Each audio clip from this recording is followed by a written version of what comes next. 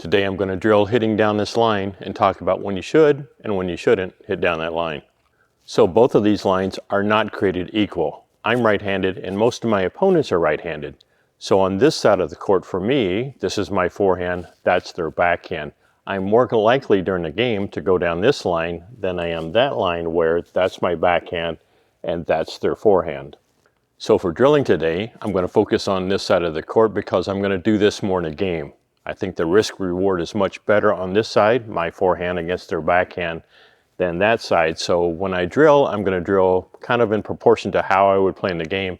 I'm going to drill more on this side because I would use this shot more in a game than I would use that shot over there in a game. So in a game, if I'm going to hit down the line, I'm looking for a specific ball from my opponent. One that kind of pulls me wide out to the side here. So you'll notice I'm not standing in the middle of my half of the court anymore. I'm out here wide, and this is what I'm going to drill, is when I get a ball that's out here to the sideline, me being a righty, then I have a straight shot down this line. If I'm over this way a little bit to my left, now the angle causes my ball to go out. I may not be able to see the back side of that court anymore, or this angled shot my opponent can reach a little bit more because it's not all the way over yet if I'm aiming for the back of that court. So as I drill this, I'm trying to mimic a game where I get just the right ball that I want, one that's pulled me over wide a little bit, where I have a straight view right down the sideline, and my ball has the full length of the court to fall in. I don't have to worry about it angling out of bounds. That's my first decision point, is I get this ball, and I think every ball has a place it naturally wants to go. When I get this ball that pulls me wide, the first thing I'm looking at is to go down this line. That's my first decision point, is I get the right ball that's pulled me out wide, and I want to be out here where I have a clean line of sight down this line. My second decision point is, what did my opponent do that's straight across from me? When I got pulled wide, did they slide over wide to cover this line? If they didn't, then that's confirmation to me that now this shot is open. It's on my forehand side. I don't have to overhit this ball. I just need to have reasonably good pace on it, try and keep it low, and then it's off of my forehand going to their backhand. If I get just this right ball, they don't slide over, I'm going down this line. My next decision then is, if they did slide over and cover this line, I'm going to go to plan B, which is go to the backhand side of my opponent's partner, yes, and make life difficult on them. So if they did slide over, then I go, all right, this shot's not really there anymore. Now, my second option is to go down the middle, which is a safer shot, and to the backhand side of their partner, assuming their partner is also right-handed. One caveat to this is, if my opponent straight across from me did slide over to cover the line, but I feel like they're a weaker player, I feel like I got a ball that's high enough that I can hit hard enough and still control, and I can still get it on their backhand quickly, then maybe I still want to go down the line if I feel like their skill set isn't good enough to handle what ball I want to put on them. So let's say they do slide over, but I go, they're not as good as their partner, and I know their backhand's a little bit weaker. I feel like this ball's high enough and setting up high enough that I can hit it reasonably well, put enough pace on it to get it to them quickly. I may still go down this line depending on who they are, if they're not as good as their partner. So keep that in mind. It's like, I want to go down this line. If they slide over and I feel like I can still get the ball on them and they're still not going to handle it really well, then I may still choose to go down this line. But if I feel like, okay, they're their better partner, or their backhand is better, or maybe they're a lefty and that's their forehand side, I may choose to go down the middle to the backhand side of their partner. All right, so I'm really looking to do a couple of things here. One is, I want to hit this ball with reasonable pace, get it to my opponent quickly. If that's on their backhand side, the quicker I can get it there and still control it and not have it go long and out of bounds, the less time they have to react. Second key thing is, I want to keep this ball reasonably low over the net. If I give them a high ball, this is much easier for them to attack or be assertive with. If I can keep this ball low, then chances are greater that I can get them to pop this ball up or give me a weaker ball in return, and so I didn't get myself and my partner in trouble trying to go down this line. Also, don't try and cut this ball too finely, trying to hit this outside line. This is a badminton court, so I have the benefit of having this extra line here, which is really my target. So as I'm trying to hit this shot and trying to go keep this ball in bounds, I don't want to aim for this outside line. I want to give myself some room for error here. So if I get here late on the ball and it slides off to my right a little bit because I was late, I still have some chance that this ball is going to fall in bounds. So we're looking for just the right ball. We're trying to control the pace, good medium pace. I'm not trying to drive this ball or kill this ball so much as I'm just trying to keep good medium pace on it, make life difficult on my opponent, keep that ball low so they've got to either pop that up or give me a weak shot in return.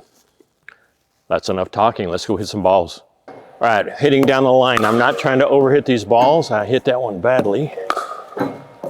Just trying to get good pace on them and get them to my opponent quickly. So my key decisions are, if this ball pulls me wide, kind of out here on the side, and that's the first thing I'm looking for, just the right ball. I don't want to take any ball and try and do this. If I'm further over to my left, then my opponent is blocking the backside of that court and my ball has to go by them closer. And so they're able to hit this ball better on average. So I want this ball to have pulled me wide and be out here to the side. So that's my first decision point, is I'm looking for this specific ball. I hit that one badly. Second one is, did they slide over and cover this line? So if they don't slide over, they've given me the green light to hit down here. So I'm assuming we're both righties. This is my forehand, that's their backhand side. If I can get this ball on them quickly and try and keep it a little bit low over the net, that was pretty good. That was a little bit high. Then I make life a little bit difficult on them. So they may get a paddle on it, but maybe not hit it well or give me another weak ball in return. I missed that one badly. That I can then attack if they give me another weak ball. So I'm looking for, did I get the right ball? That was a good ball. And then did they slide over? Now, if they slide over and cover this line, good for them. Then I'm looking for their partner to see if I can put a ball on their backhand. Or I'm evaluating the opponent straight across from me. If I feel like they're not the better opponent, their partner's better, and the person straight across from me doesn't really have a good backhand, or maybe doesn't have a good ready position, or is not down, crouched and ready to go, then I may still go at their backhand down this line, even though they slid over to cover this line, because I feel like it's still the better option. So first I'm looking to see, did they slide over and cover this line? And that affects my decision point. If they did, but I feel like they're still the weaker player, I may try and still put this ball on them and then deal with whatever happens after that. So my mechanics for this are the same mechanics I use on pretty much every forehand shot. I'll put the link in the description box below for the video for how I cover all of these mechanics on how I'm hitting this forehand. I'm rolling a little bit of topspin on here, not a ton. So the keys to optimizing your forehand, that video talks about everything that I'm doing here using my left hand, keeping this ball in close to my leg. I hit that one out of bounds. Hit that one out of bounds.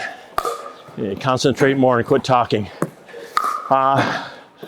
So go practice this. Then when you get in the game and you see this ball, you go, oh, I know what I need to do with that ball. I'm going to start reading my opponent. They didn't slide over. I'm going down the line. So a little bit on the 80-20 rule is I still want to practice the other side, even though I'm not going to do it very often in a game. So maybe 80% of my drilling is on this side because I'm going to do this more in a game. We're both, if this is the backhand side, I still want to drill the other side of the court going down that line, doing the same thing, but it's my backhand and probably their forehand, if they're righty especially. And so I'm less likely to go down that line and unless I just get the right ball, and I want to do that. And if I get the right ball, I want to have practiced this beforehand, so I'm understanding what I need to do to hit the ball well down the line on that side. So I'm not trying to go to this outside line. This is a badminton court, so I have the benefit of this inside line here that I can really aim for and leave myself some room for error if I get to this ball late. So if I get this ball late, it goes out that way, then I still have some margin for error that maybe this ball falls in bounds, right? So I'm not really trying to go for the line, even though that one was out toward the line. So go drill this, and then in the game, you'll be a little bit more comfortable for when you should hit this shot. And you notice I'm not trying to power this ball really that hard. I'm just trying to get it quickly on my opponent's backhand and take away some of the time that they have to react. So I'm thinking less about how hard I'm hitting the ball, and I'm thinking more about taking time away from my opponent. So if I give them less time to react, that's more important than really trying to hit this ball, because if I hit it twice as hard and it goes out, I didn't do myself any good. All I want to do is get the ball on their backhand quickly, but still leave room for this ball to fall in bounds and not overhit this ball. So this ball could represent a weak shot from them for whatever reason. This could be a third shot where they didn't hit the return very well and they gave us this little loopy, slow, high bouncy ball. And so we want to go down this line, or it could be anywhere else during the point. So I was hitting in a certain part of the court here. I could be closer, I could be further back, but my logic is still the same. My decision points are still the same. I get the ball that's out wide. The first place I'm looking is down this line. Second thing I'm doing is, what is my opponent doing? Did they slide over to cover this line? If they didn't, that's where I'm going like 90 or 95% of the time. And again, like I said, even if they did slide over, if they're the weaker opponent, or I think their backhand's not that good, I may still choose to go down this line and maybe hit the ball a little bit harder just to challenge them. So look for the right ball. I get pulled wide. Look for what does my opponent do, and that should dictate your decisions on whether you go down this line or not. Hope you found that helpful. If you haven't subscribed already, please do so. I'd appreciate it. Thank you.